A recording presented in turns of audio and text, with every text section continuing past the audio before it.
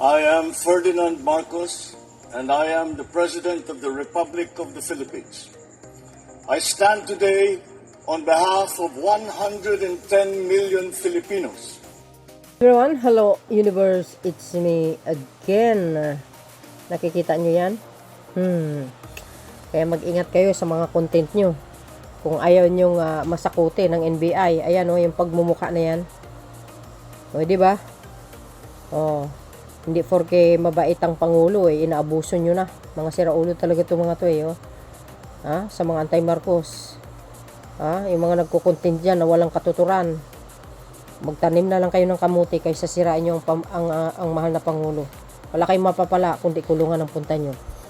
Ayan April 30, 2026. Shoutout sa mga Marcos Lulis supporters Filipino and OFW. Hello mga kababayan. Ito, sabi po dito, Panay News, the National Bureau of Investigation, which is ang NBI, has issued subpoena to bloggers Eloy Bugris, Regondola, Ping, and Craigs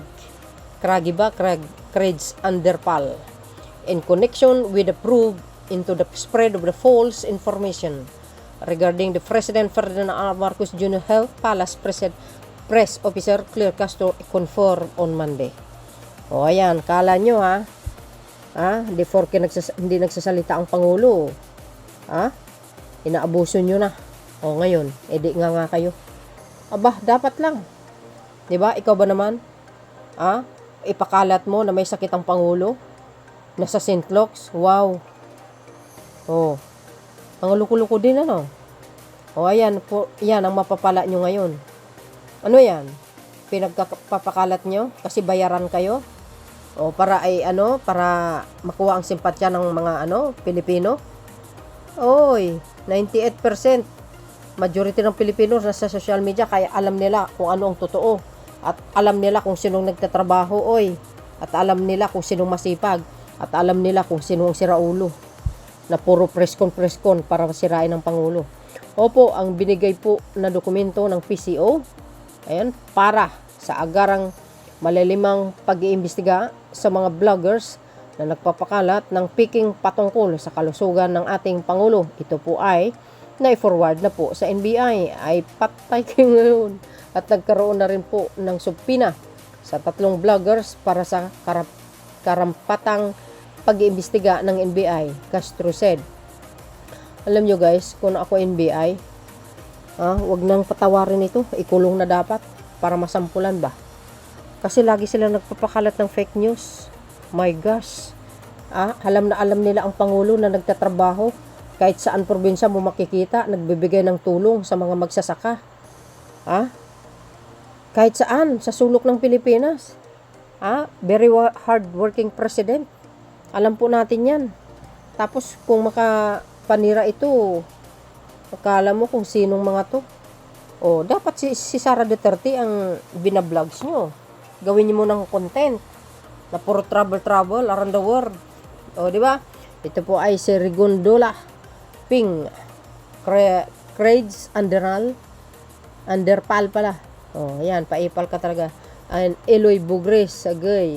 So, binigyan na po ng nagpaabot na po ng subpoena ang NBI, si Adeda. Wala na kayo ngayon. Delikado kayo. Ayan guys, OM goes. NBI issues subpoena to Eloy Bugris, to others overflows info on PBM Health Palace. Ayan, ngayon ko lang nakita to guys Sabi nga nagko-comment ito, below to the belt na kasi yung ginawa niya. Kahit sabihin mo freedom of speech. Yun nga ang problema sa atin guys di ba? Pinipersonal na nila ang Pangulo napaka-useless yung freedom of speech na sinasabi nyo. Kung masyado naman pinipersonal ang Pangulo, yan ba'y tinatawag na freedom of speech? Of course, hindi na.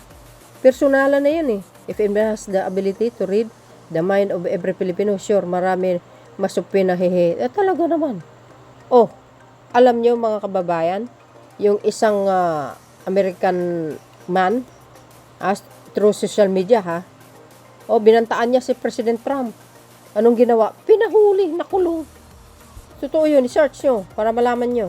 I don't agree with a lot of what she says, but that's not really the point here. The 1987 Philippine Constitution clearly states that no law should restrict freedom. Ay, sos, hindi nakakaintindi. Free tayo sa freedom of speech nga. Wala naman problema doon. Maglabas ka ng sama ng loob. Kaso lang ang problema doon sa iba, masyado nang pinipersonal eh. Ha? Eh wala na sa lugar. False na yun eh. Fake news yun. Ano yun? Freedom of speech pa din? Expression or the press. It doesn't say speech is only protected when it's correct or verified. It protects people like you and every Filipinos who share opinions, criticize, or simply speak their minds online. Kaya lang nga, na over the below the belt na masyado. Ano yun? Freedom of speech pa rin? Kaya nga eh, hindi naman basta-basta magbigay ng subpoena ang NBI kung walang sapat na dahilan or sapat na ebidensya.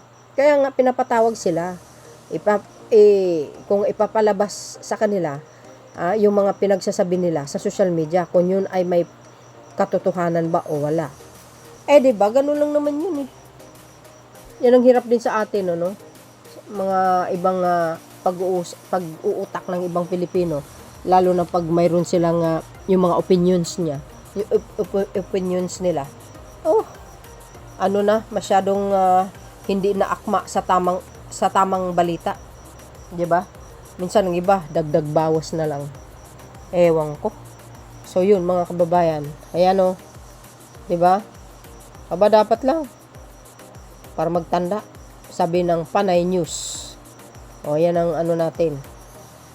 Ang ating source. Ayan ha. Parang sa Iloilo yata ito guys. So yun mga kababayan, ang aking pinaka-latest update. Thank you guys for watching. See you again when we next upload. Bye bye bye and babus. God bless Philippines. There's more. Follow me and likes. Bye everyone.